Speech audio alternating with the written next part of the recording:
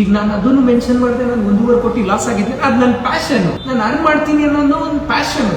ಒಂದು ಮೇಲ್ ಕ್ರಿಯೇಟ್ ಆಗಲಿ, ಒಂದು ಪೆನ್ ಡ್ರೈವ್ ಯಾಕಿರಬೇಕು, ಪಿನ್ ಪೆನ್ ಡ್ರೈವ್ ಯಾಕಿರಬೇಕು, ಹಾರ್ಡ್ ಡಿಸ್ಕ್ ಯಾಕಿರಬೇಕು, ಸ್ಟೋರೇಜ್ ಹೇಗಿರಬೇಕು, ನಿಮ್ಮ ವಾಟ್ಸಪ್ಪಲ್ಲಿ ಡಾಕ್ಯುಮೆಂಟಲ್ಲಿ ಯಾಕೆ ಸೇವ್ ಮಾಡಬೇಕು, ಇದೆಲ್ಲ ನಾನು ಹೇಳ್ತೀರಾ ಇಲ್ವಾ?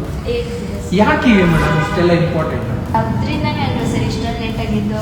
ಅದು ಇಂಪಾರ್ಟೆಂಟ್. ಬಿಕಾಸ್ ಪೆನ್ ಡ್ರೈವ್ ನಾವು ಅವತ್ತೇ ತೊಗೊಬಿಟ್ಟಿದ್ರೆ ಇಷ್ಟೊತ್ತಿಗೆಲ್ಲ ಡೇಟಾ ಕಲೆಕ್ಟ್ ಮಾಡಿ ಅವ್ರಿಗೆ ಕೊಡ್ಬೋದಿತ್ತು, ಅವರು ಪೋಸ್ಟ್ ಮಾಡ್ತಾಯಿದ್ರು.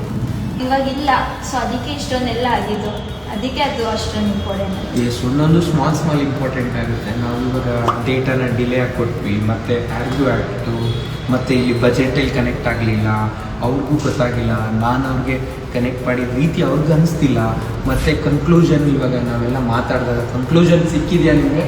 100% ಹಾಂ ಸರ್, ಕನ್ಕ್ಲೂಷನ್ ಸಿಕ್ಕಿದೆಯಾ? ಎಲ್ಲರೂ ಕನೆಕ್ಟ್ ಆಗಿದ್ದೀರಾ? ಏನಾದರೂ ಡೌಟ್ ಇತ್ತು ಅಂದರೆ ನೀವು ಡೈರೆಕ್ಟಾಗಿ ನಮ್ಮ ಆಫೀಸ್ ಬನ್ನಿ. ನಮ್ಮ ಉಳ್ಳಾಳ್ ಮೇನ್ ರೋಡಲ್ಲಿದೆ, Mangaluru PU college, bank of India opposite ಇದೆ. ಸ್ಯಾಮ್ಸಂಗ್ ಶೋರೂಮ್ ಏನಿದೆ ಅದು 3rd ಫ್ಲೋರಲ್ಲಿ ನಮ್ಮದು V.9 ಇವೆಂಟ್ಸ್ ಇಂಡಿಯಾ ಇನ್ಸ್ಟಿಟ್ಯೂಟ್ ಅಂತ ಇದೆ. ಈ ಕಂಪನಿ ಓನರ್ ನಾನೇ ನಿಮ್ಮ ಜೊತೆ ಖುದ್ದಾಗಿ ಮಾತಾಡ್ತೀನಿ. ಆ್ಯಂಡ್ ಏನಾದರೂ ಒಂದು ಫೇಕ್ ರಿಲೇಟೆಡ್ ಏನಾದರೂ ಮತ್ತೊಂದು ಮಿಸ್ಗೈಡ್ ಆಗ್ತಾ ಇದೆ ಅಂತ ಅಂದರೆ ಹೇಳಿ. ನಮ್ಮ ಸೀನಿಯರ್ ಇವೆಂಟ್ ಆರ್ಗನೈಸರ್ಸ್ಗೆ, ವೆನ್ಯೂ ಓನರ್ಸ್ಗಳಿಗೆ, ನಾವು ಮಾಡೋವಂಥ ಇನ್ಸ್ಟಿಟ್ಯೂಟಿಂದ ಏನಾದರೂ ಮಾರ್ಕೆಟ್ಗೆ ತೊಂದರೆ ಆಗ್ತಾ ಇದೆ, ಲಾಸ್ ಆಗ್ತಾ ಇದೆ, ಮಿಸ್ಗೈಡ್ ಆಗ್ತಾ ಇದೆ ಅಂತ ಅಂದರೆ ಆ ಕ್ಷಣನೇ ಇನ್ಸ್ಟಿಟ್ಯೂಟ್ನ ಕ್ಲೋಸ್ ಮಾಡ್ತೀವಿ.